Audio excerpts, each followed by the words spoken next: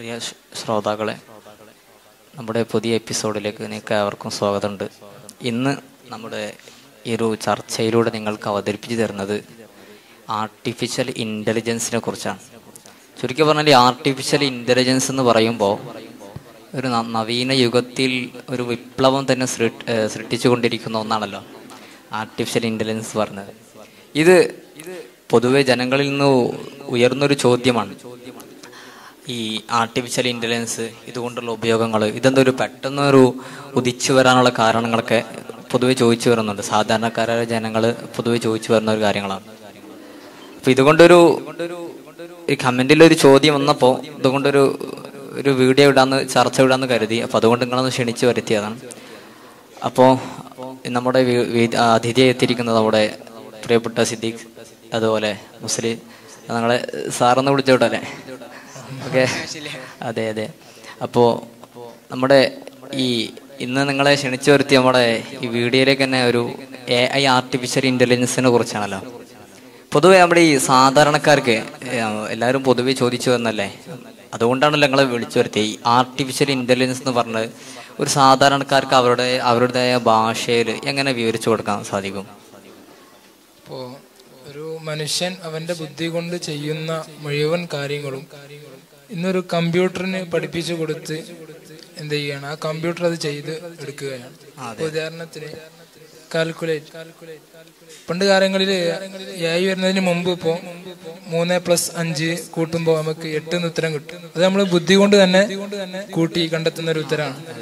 മറിച്ച് ഇന്ന് അതെന്ത് ചെയ്യാണ്, കാൽക്കുലേറ്ററിലേക്ക് മാറ്റുമ്പോൾ ഇന്ന് കാൽക്കുലേറ്റർ ചെയ്തുകൊണ്ടിരിക്കുകയാണ്. കാരണം എന്താ, മനുഷ്യൻ ചെയ്യുന്ന പ്രവൃത്തി എന്ത് ചെയ്തു, കാൽക്കുലേറ്ററിന് പഠിപ്പിച്ചു കൊടുത്തു. ഇന്ന് കാൽക്കുലേറ്ററിൽ 3+5 കൂട്ടുമ്പോൾ എന്ത് കിട്ടുന്നു, 8 കിട്ടുന്നു. അതല്ല, ഈ കാൽക്കുലേറ്റർ സംവിധാനം എന്നുള്ളത് പഴയ കാലങ്ങൾ കേട്ടിരുന്ന ഒന്നാണ്.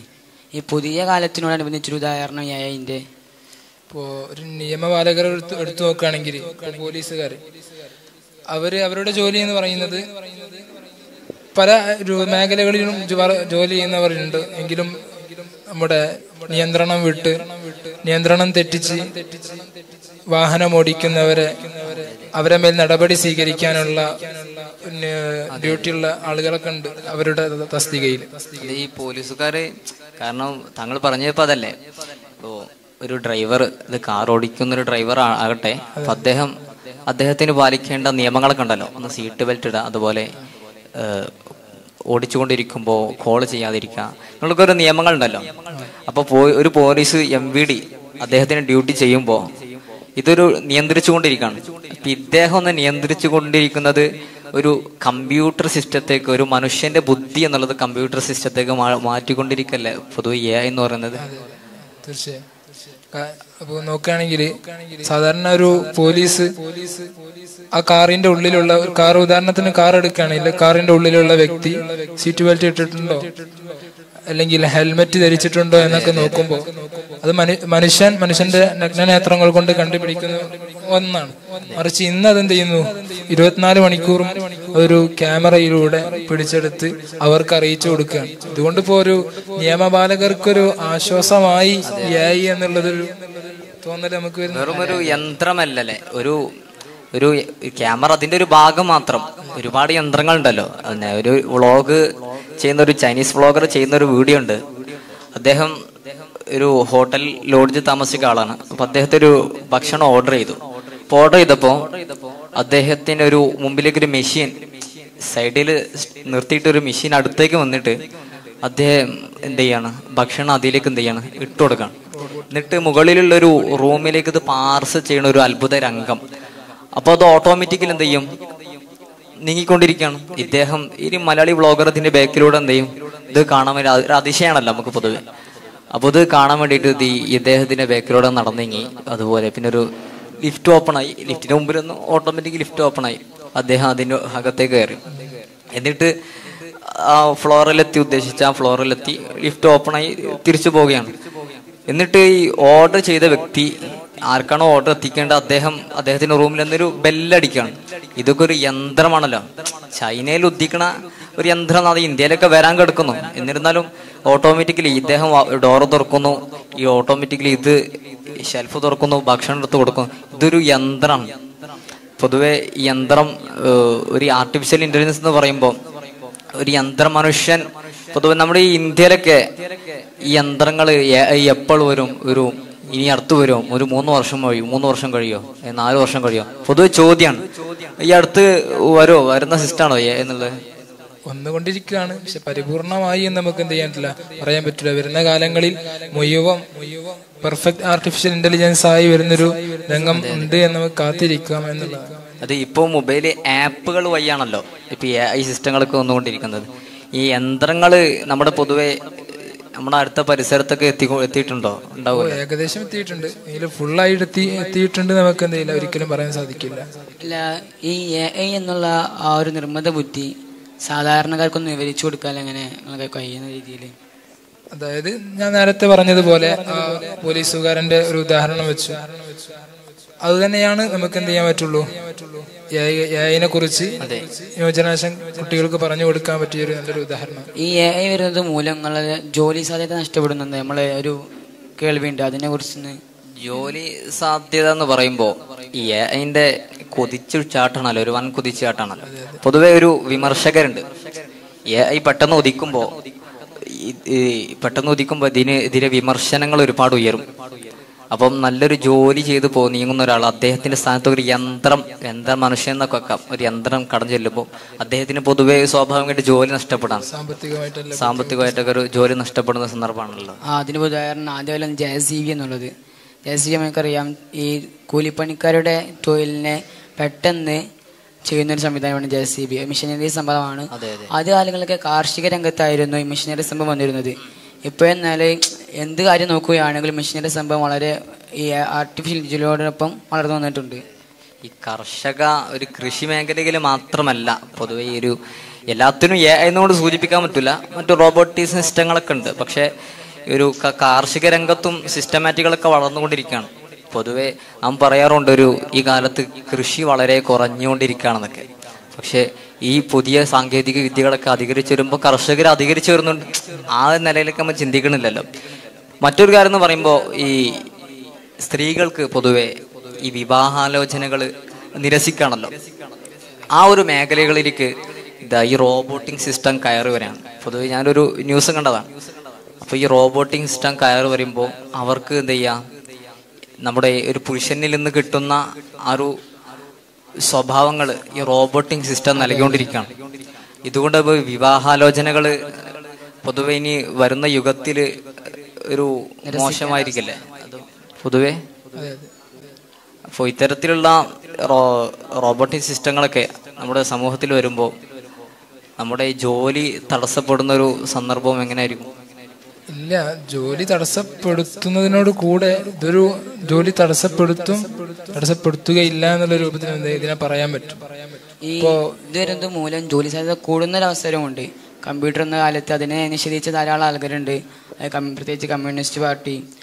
ആ സമയത്തും ഈ കമ്പ്യൂട്ടർ എന്ന ഇതിന്റെ വരവ് മൂലം ഇപ്പോഴത്തെ കാലത്ത് കമ്പ്യൂട്ടറിനെ ഉപയോഗിക്കുന്ന ധാരാളം ആളുകളും വളരെ ഉയർച്ചയിൽ നിൽക്കുകയാണ്. അതുപോലെ തന്നെ അതിനെ അവോയ്ഡ് ചെയ്തവര് ആ ഒരു കാലത്തിനും അപ്ഡേറ്റ് ചെയ്യാതെ നിന്ന് പോകും. കമ്പ്യൂട്ടർ സിസ്റ്റം അതന്നെ, പണ്ട് കമ്പ്യൂട്ടർ വന്നിട്ട് കുറേ ആയല്ലോ. അപ്പോൾ ഈ കമ്പ്യൂട്ടർ സിസ്റ്റം വന്ന് പ്രത്യേകിച്ച് കമ്മ്യൂണിസ്റ്റ് പാർട്ടികളാണ് പ്രത്യേകിച്ച് അതിനെ എതിർത്തത്. ഈ കമ്മ്യൂണിസ്റ്റ് പാർട്ടികൾ എതിർത്തിട്ട് കാർഷിക രംഗത്തും അതുപോലെ പല രംഗത്തൊക്കെ ഈ ജോബ് നഷ്ടപ്പെടാനൊക്കെ കാരണം. അപ്പം അന്ന് എതിർത്തവര് ഇന്നിപ്പോ വളരെ പിന്നോട്ട് പോയിക്കൊണ്ടിരിക്കുകയാണ്. കാരണം കാലം അപ്ഡേറ്റ് ആകുമ്പോൾ അതിനിപ്പോ നമ്മൾ സഞ്ചരിക്കേണ്ടതുണ്ട്. അതെ, അപ്ഡേറ്റ് ആകുമ്പോൾ അതിനിപ്പോ സഞ്ചരിക്കേണ്ടതുണ്ട്.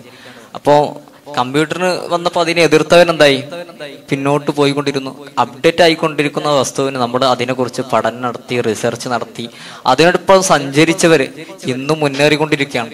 അതുപോലെ AI ആർട്ടിഫിഷ്യൽ ഇന്റലിജൻസ് ഇതിനെക്കുറിച്ച് വിമർശിക്കുന്നവർ അതേപടി ഇറങ്ങിക്കൊണ്ടേയിരിക്കും. കാലം അപ്ഡേറ്റ് ആകുമ്പോൾ അതിന് അപ്ഡേറ്റ് ആയിക്കൊണ്ടിരിക്കുകയാണല്ലോ. ഈ AI കുറിച്ച് പഠനം നടത്തണം, അതുപോലെ നേരത്തെ പറഞ്ഞ റിസർച്ച് നടത്താം.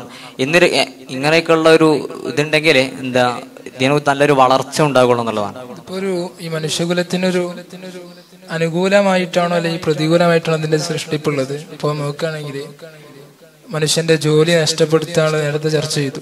ഇപ്പൊ ഒരു മനുഷ്യന്റെ ജോലി നഷ്ടപ്പെടുത്താനുള്ളത് ഈ മനുഷ്യകുലത്തിനുള്ള ഒരു പ്രതികൂലമായിട്ടുള്ള ഇതിന്റെ സൃഷ്ടിപ്പ് സംഭവിക്കുന്നത്. മനുഷ്യന്റെ ജോലി തടസ്സപ്പെടുത്തുക എന്നുള്ളത് പ്രത്യേകിച്ച് അങ്ങനെ ഒരു കാര്യം, ജോലി തടസ്സപ്പെടുത്തുന്ന സ്ഥാനത്ത് പൊതുവെ പറയുന്നുണ്ട് ജോലി തടസ്സപ്പെടുത്തുന്ന ആ ഒരു സ്ഥാനത്ത് ജോലി സാധ്യത കൂട്ടിപ്പിക്കുന്ന ഒരു ആർട്ടിഫിഷ്യൽ ഇന്റലിജൻസ് കൂടിയാണ് എന്ത് എന്നുള്ളത് പൊതുവെ.